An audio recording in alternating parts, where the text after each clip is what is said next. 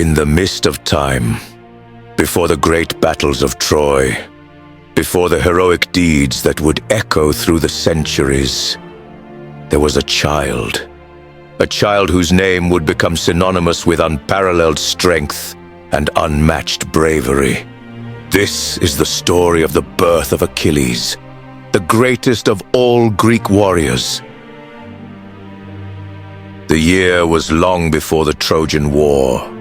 In a world filled with gods, mortals, and the unpredictable whims of fate, Peleus, the mortal king of the Myrmidons, and Thetis, the sea nymph, were destined to meet in an extraordinary union, one that would shape the course of myth and history. Thetis was no ordinary nymph. She was a daughter of the ancient god Nereus, a being whose beauty and power could captivate even the mightiest of gods. It was the gods themselves who were drawn to her, each seeking her hand in marriage. But it was Peleus, a mortal man, who was chosen. His devotion, courage, and nobility won her heart. However, their union would be far from simple. The gods of Olympus were divided. Hera, queen of the gods, was displeased by the marriage between a mortal and an immortal. Yet despite the celestial opposition, Thetis and Peleus were wed. This marriage, however, would carry an omen, one that was hidden from them both. At their wedding feast, an insidious moment would shape the fate of their child. Eris, the goddess of strife, was not invited to the celebration. In retaliation, she cast a golden apple inscribed with the words, "For the fairest." This act would spark the infamous judgment of Paris and the conflict that led to the Trojan War. But for now, the focus was on the birth of the child that would change the world forever. 9 months passed, and Thetis was soon to give birth to the child she and Peleus had long awaited. Yet, her divine nature carried with it burdens. Thetis, aware of the destiny her son would face, sought counsel from the gods. Thetis was advised by her fellow gods that her son would be a great warrior, one whose strength and prowess would surpass that of any mortal or god. But a terrible prophecy loomed.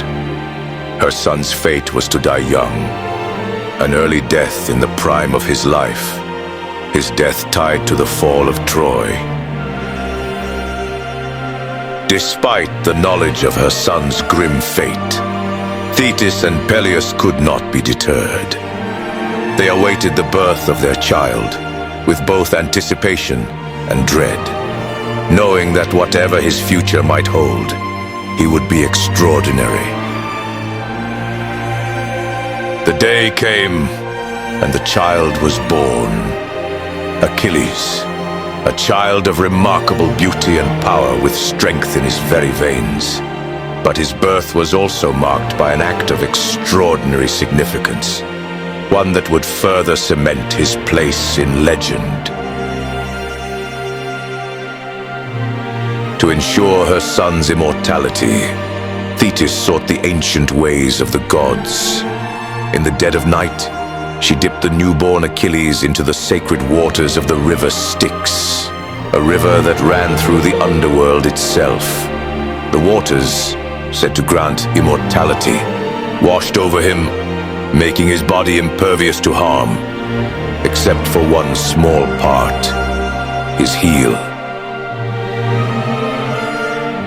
This act of divine intervention would have a profound consequence. Achilles' heel, the only vulnerable spot on his body, would remain untouched by the magical waters. As Achilles grew, he exhibited unparalleled strength, courage, and skill. He was destined to become the mightiest of heroes. His mother Thetis, knew that he would one day be called upon to fight in the Trojan War, and that his name would be sung in epic poems for millennia to come. Though young, Achilles already exhibited the traits that would define him as a legend: strength, swiftness, and a warrior's heart. But his fate, tied to the tragic events of Troy, was inevitable. Achilles' story is one of glory and tragedy. A child born of gods and men, whose destiny was written in the stars, whose choices would reverberate through the ages. The child who would bring heroes to their knees, and whose own fate would be sealed by the very heel that was left untouched by the waters of the Styx. The birth of Achilles, one of the greatest myths of all time.